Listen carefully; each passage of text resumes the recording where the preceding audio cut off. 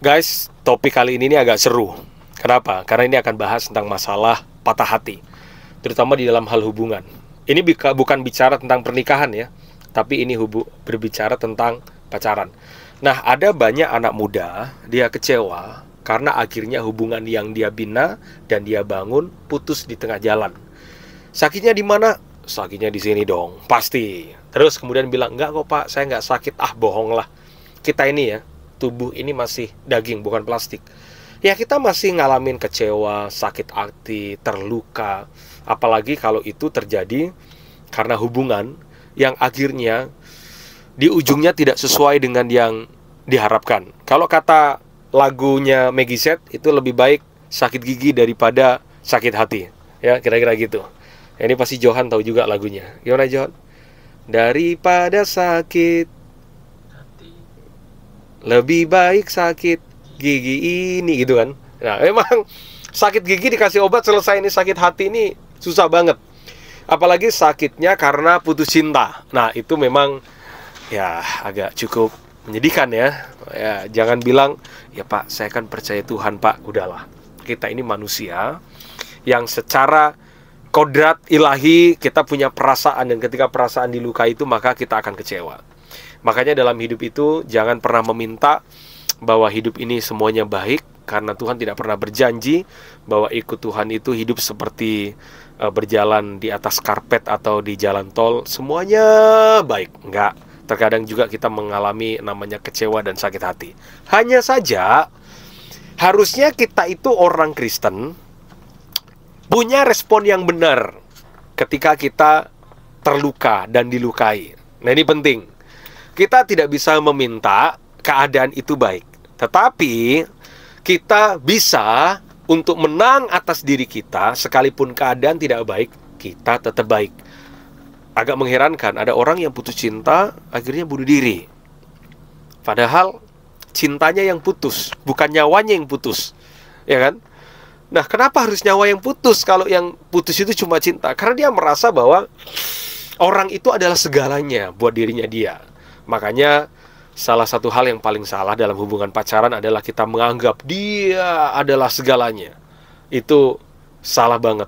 Makanya kalau ada lagu yang bilang, kaulah segalanya bagiku, kaulah segalanya curahan hati ini. Saudara mulai belajar bahwa pasangan itu bukanlah segalanya.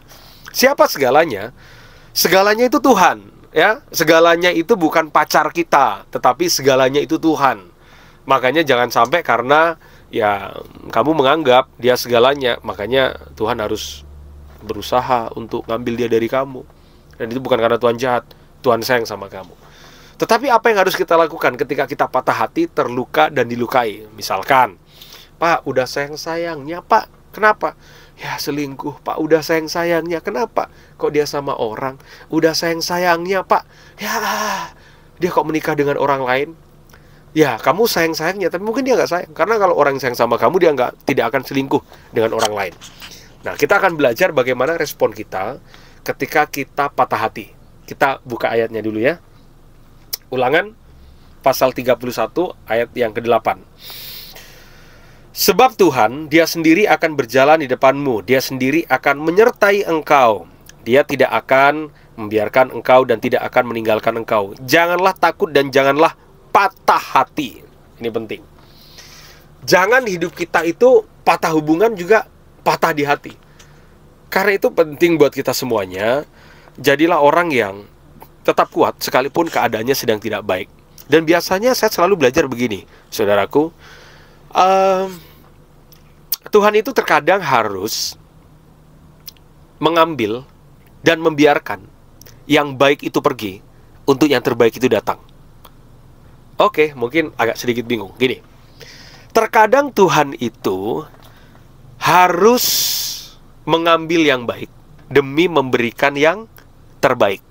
Hanya saja cara berpikir kita, yang baik itu adalah yang terbaik. Belum tentu. Pada akhirnya, saya harus putus dari Monica, saya harus putus dari Gabriela, dan terakhir saya harus putus dari Kezia untuk saya sampai kepada Marcella. Istri saya sekarang itu Marcella. Tapi dulu ketika saya ketemu dengan Monica, wah cantik nih, kayaknya bisa nih. Ternyata enggak. Waktu dengan Gabriela, wah kayaknya oke nih. Ternyata enggak. Waktu dengan Keisha, udah kelihatan cinta banget. Tapi ternyata enggak. Ternyata terkadang Tuhan itu menempatkan seseorang jadi pembelajaran hidup, bukan jadi pasangan hidup. Karena itu jangan patah hati, jangan putus cinta sampai putus nyawa. Ada orang yang bunuh diri hanya karena urusan itu. Makanya kita belajar dalam hidup itu ya harus menerima segala sesuatu itu dengan sudut pandang yang baik. Bahwa kalau Tuhan tidak izinkan, ada sesuatu yang diizinkan yang terbaik. Terkadang Tuhan harus menggagalkan rencana kita. Dia obrak-abrik rencana kita untuk kita itu masuk pada rencananya Dia. Ternyata hari ini saya baru menyadari. Ya, dari Monica saya mungkin belajar tentang ketulusan.